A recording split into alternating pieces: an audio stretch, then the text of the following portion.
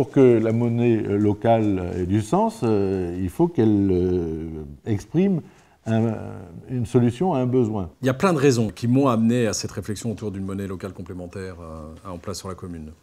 D'abord, une situation locale, socialement très difficile. Nous nous sommes rendus compte que nous avions des commerces de proximité très particuliers, très boulonnés, qui fermaient, faute finalement peut-être de rayonnement, de connaissance de l'existence du commerce ou de son importance dans notre tissu économique. On a une population avec un pouvoir d'achat bas. C'est une population qui consomme assez peu et qui consomme, quand elle consomme, dans les grands centres commerciaux de périphérie. C'est pas propice à l'épanouissement du commerce local.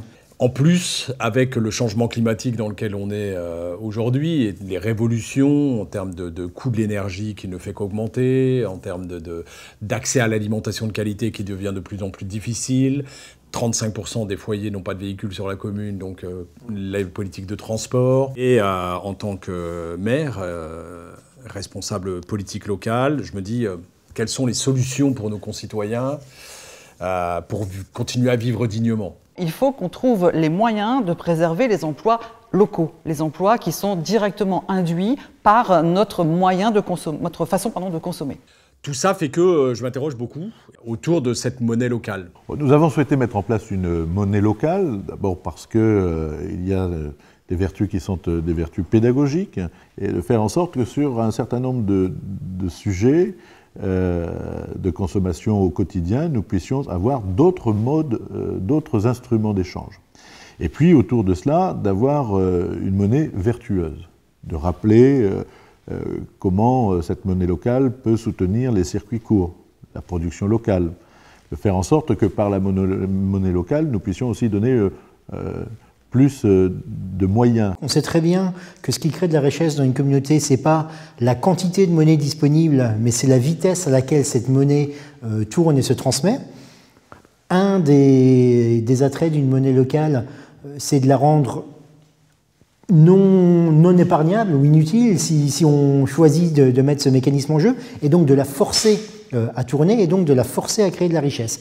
Donc ça, c'était un truc où je me suis dit, tiens, il y a peut-être un truc à voir de ce côté-là. Je crois que c'est ça la question qui s'interroge aussi la monnaie locale. C'est, voilà, j'ai de l'argent, c'est quelle est la meilleure utilisation que j'en fais de cet argent-là. Et c'est là où, du coup, même la monnaie, on pourra réinterroger toutes les consommations. Et c'est bien l'objectif que j'ai derrière. Alors, bien sûr, il ne s'agit pas de se substituer à la monnaie classique. Ça n'aurait ni sens, ni esprit de réalité. En revanche, de dire qu'il y a d'autres façons d'avoir le lien économique avec d'autres supports. Justement, ça me rappelle un élu, on parlait de la troisième révolution industrielle, donc l'économie circulaire, l'économie de la fonctionnalité, etc. Et puis l'élu en question disait, enfin bon, vous êtes bien sympa, monsieur Rifkin, enfin, est-ce que ça crée de l'emploi tout ça? Est-ce que ça crée de la richesse? Et donc une sorte d'assimilation culturelle entre la richesse et la monnaie, hein, qu'on a faite aujourd'hui en disant s'il n'y a pas monnaie, il n'y a pas richesse. Bon. Or là, le détour intellectuel, c'est de dire, vous inquiétez pas, il y a de la richesse, mais donc on va créer de la monnaie. Parce que ça va correspondre à cette richesse différente que celle que vous connaissez. Donc la monnaie complémentaire, l'intérêt, il n'est pas économique pour moi. L'intérêt, c'est le bien-être des gens. Voilà. Et je le résume comme ça, c'est ce que je cherche. C'est tout ce que je cherche. C'est un outil au service du bien-être. Et le bien-être, il n'est pas quantifiable immédiatement. Il n'est pas... Voilà, il est sur le moyen, sur le long terme, il est sur la génération d'après, il est sur... Parce que c'est une transformation de la société qu'il faut qu'on mette en œuvre.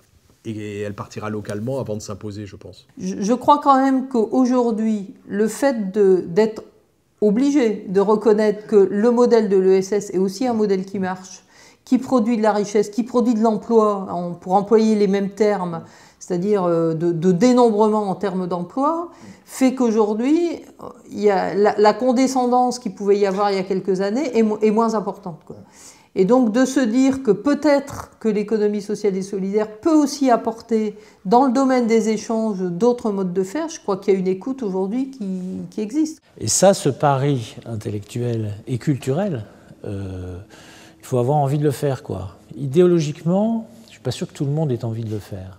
Donc, mais en même temps, il ne faut pas fermer les portes. Je pense qu'il y a des idéologues de droite comme de gauche qui peuvent se dire c'est une bonne idée. Mais il faut faire un pas. Il faut faire un pas contre ces certitudes acquises et contre ces pratiques acquises. Donc, l'élu local peut tout faire. Il a la clause de compétence générale. Il peut tout lancer. Et voilà, mais c'est quand même... nous, on prend la misère en pleine face. C'est nous qui recevons les habitants qui veulent un logement, qui veulent un boulot, qui veulent machin. On peut lancer un tas de choses derrière. Et donc, allons-y, quoi.